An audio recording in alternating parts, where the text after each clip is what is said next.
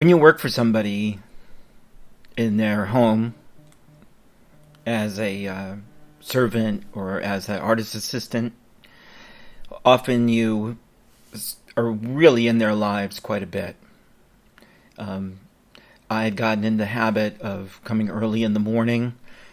My boss was often asleep, and when he came down, he asked me how long I had been there, and I told him, 7 o'clock, 6 o'clock in the morning. And he said, "Well, when you come from now on, I want you to wake me up."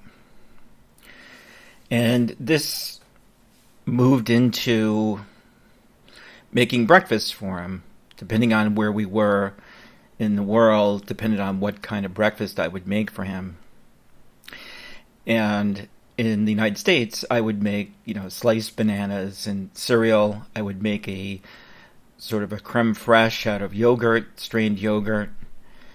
And when I first started doing it, he complained that I had used bananas that were too ripe. I said I was sorry and went back. "Oh no, it's all right today. But then it was clear that it wasn't all right. I went and made new cereal the next day and used bananas. And this time I used them until I found one that was perfect. I threw away the banana in the garbage that I had used. And he said, "What's this banana doing in here?"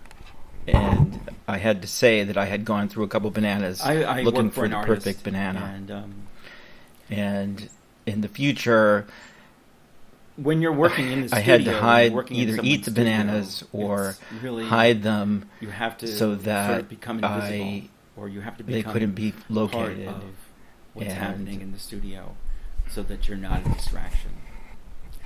I started working for an artist who had a very big studio, and there was lots to do every day. The first couple months, I really just worked away at cleaning and putting things away. And one day he said, "I'll see you in the springtime." And I said, What do you mean?" And he said, "Well, I usually leave for the winter and don't come back until the springtime. And so I'll see you in the springtime." And with that, he left, went out the door.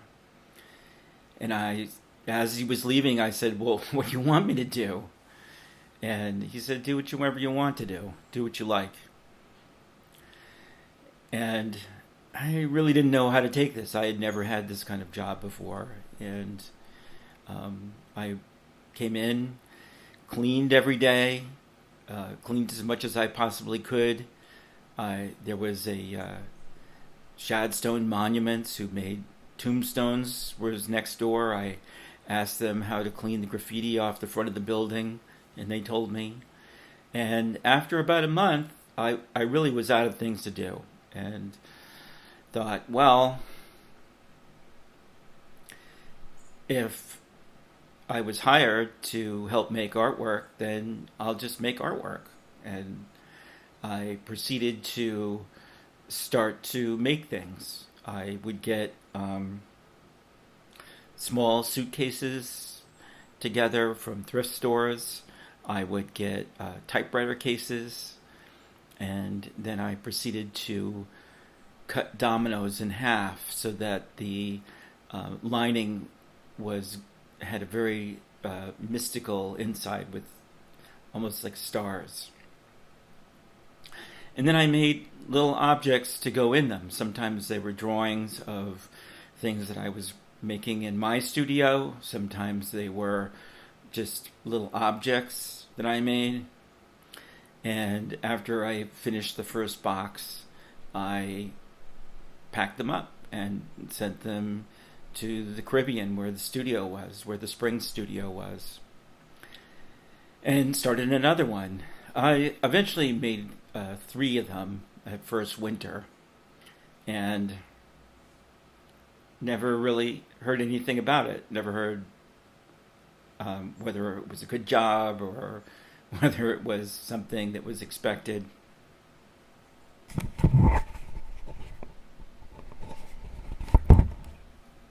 And it wasn't until the second year when I was invited to work down there that I had to put something away in the artist's bedroom to see my boxes on a shelf, being cherished in the privacy of the artist. And that really sort of started the tone for our relationship, our working relationship.